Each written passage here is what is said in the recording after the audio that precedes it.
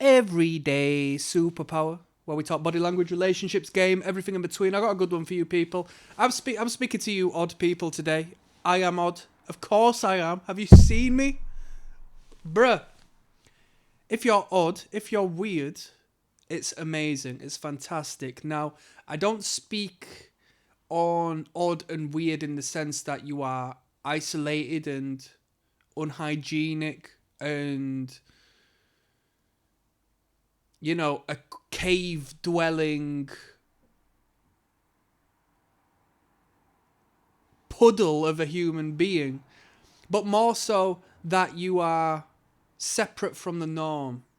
You're unique, you stand out. And I'm saying this with love and respect. This is how you have to perceive this, because if you get in a relationship with a girl, if you show someone your true colours and you're honest with them and you show them the fathom of who you are and a little bit more of your jokey side and whatnot, at some point you're going to get called weird. Have you engaged with a girl who has playfully called you weird before? Now, some people might take it to heart and say, oh, do you really think I'm weird? Like it's some sort of derogatory term because they associate with that term and relate it to their childhood years where being weird and odd came with a social ostracization, a lesser tier of person in relation to the in crowd, to the trendy crowd, to the popular kids. But now we're not in high school no more. Now we're not... Well, maybe you are. Hey, if you come across this and you're in high school, you get called odd and weird and so forth. I want you to hear me as an adult who has been that odd kid, who has been that weird kid, who still is pridefully that odd kid, that weird kid.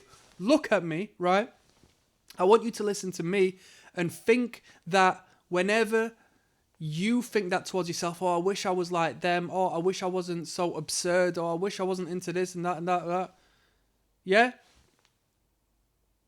I'm different, I'm unique, I've taken my own path, I've not subscribed to the societal norm, and in not subscribing to the societal norm, as I grow older, as I am now, if you are of good age, I am different.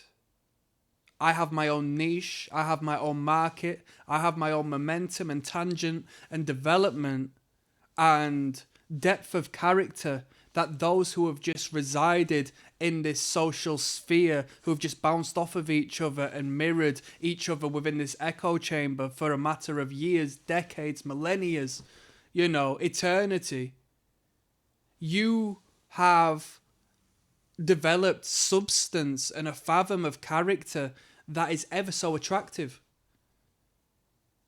You speak to a girl, you know what I mean, when you first start dating and you showcase your true colours and you're honest and so forth, there's going to be a point where she says, oh, you're so weird. And it's not for you to be offended by that and say, wait, what? Trust me, it's maybe a shit test first and foremost, right? Pay attention to that. How is he going to react if I call him weird? But it's a term of endearment disguised as an insult. Because to be weird is to be abnormal. And to be abnormal means to stand out. And to stand out means you're unique. And to be unique means you're valuable because you're 1 in a million as opposed to 100,000 in a million within your own particular tribe that look the same, dress the same, talk the same. Within this farmyard of cattle, you are not that. Are you the black sheep? Yes. Does that come with problems? Yes. Are you a lone wolf? Yes. Does that come with problems? Yes, of course, most definitely. Isolation is something you're ever so close to but must stray from. I am an introverted individual. Perhaps the introvert and this weird persona I'm speaking of go hand in hand. Because you internalize and you live within your inner world. You're not relying on the external cooperation of others to prove to you that you exist. You know you do, but you reside in your own space. You go through trains of thought. You have a bold conscience and a strong mind and a incredible intelligence that once you start to seriously engage with the world around you, with the people around you, some men may be intimidated because they don't understand you, and what the human don't understand becomes quite frightening, right? We need to abide by patterns. So, such as the high school scenario, these men might come to you with some passive-aggressive, degrees of conversation. They might not invite you out with their friends and so on and so forth. You should be used to this, and you might sit back and think, oh, I wish I was invited out. I'm always the odd one out. I'm always blah, blah, blah. My brother, wear it as a badge of honor. Yes, it's in your benefit. I'm flipping the script here. I believe in this. The way the world wants you to be, the way the world tells you to be, the way the world goes and directs themselves and establishes movement, it's all BS. It's all BS. It's all BS. It's all BS.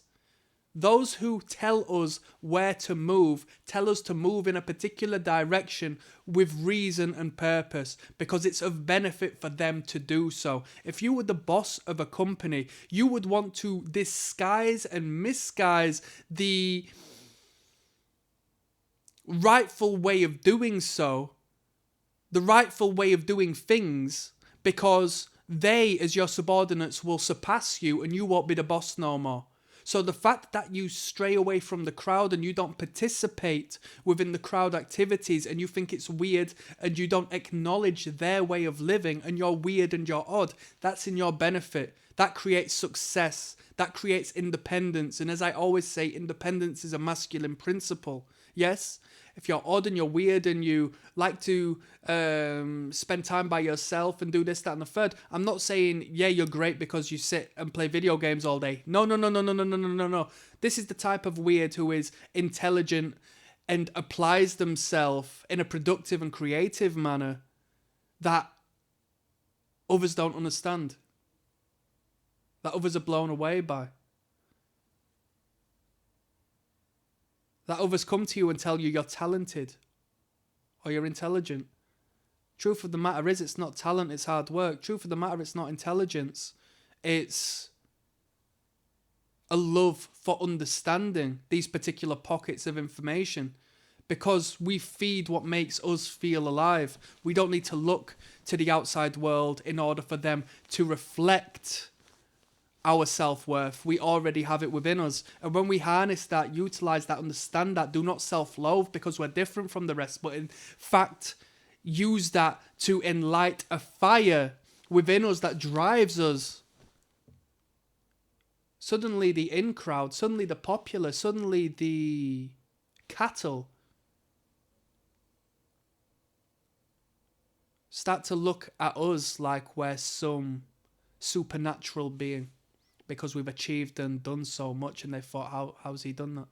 That's amazing. Look at him. What a bold character. What a enticing character. What a magnetic character. Some people will hate you because you will be controversial. There will be a polarity with any degree of success, and that is the showcase. And I'll do another video on this. When people hate and speak out against you and find a reason to poke at you, that is a showcase of your success, because those who are loved by everyone, there's no such thing. If you're an artist and everybody loves your work and you get no criticism, that's BS. But the moment you start putting out there a product that creates envy and jealousy because it is good, then you know you're on the right track. Yes? So you go from being a nobody to being the complete somebody, because you've gone from no one by not participating in the crowd to being a someone and not participating in the crowd. And now the crowd is looking up to you as opposed to down to you. The woman wants that. The woman doesn't want that. The woman doesn't want that, really. She can settle with that. But the woman wants that because that is the successful. You have to put plans into motion. You need to take action and you need to create something of yourself. Yes, which is incredibly hard. But on your journey and through your self-understanding and through your personal trials and tests and tribulations and putting yourself in the fire, you become something above and beyond. And the thing is, the troubles and the trials and the pressure and the depression and the self-doubt and all this, that and the third that might come your way as you develop yourself as a man is going to be nothing abnormal, because you've been weird, you've been odd, you've been looked at as different. And at once, initially, in your younger stage, in your younger self, when you felt odd about that, when you felt uncomfortable about that, now you acknowledge that as a superpower of yours. An everyday superpower of yours. I am proud of my difference. Yes? Not in an egocentric manner that I'm better than you because I'm not a participant of you. There's pros and cons. Wouldn't it be incredible to be normal? But if you're not normal, you're not normal. And you don't want a girl to say, you're so normal.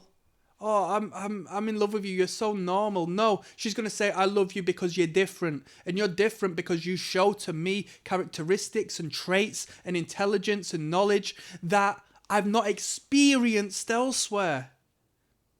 This is real talk. This is real talk. Am I making it up? Am I the girl? No, I'm telling you what I hear from girls when it comes to that particular topic of discussion. I'm signing out, and that's some game. I want to give a shout out to all the black sheep out there. One love. Peace.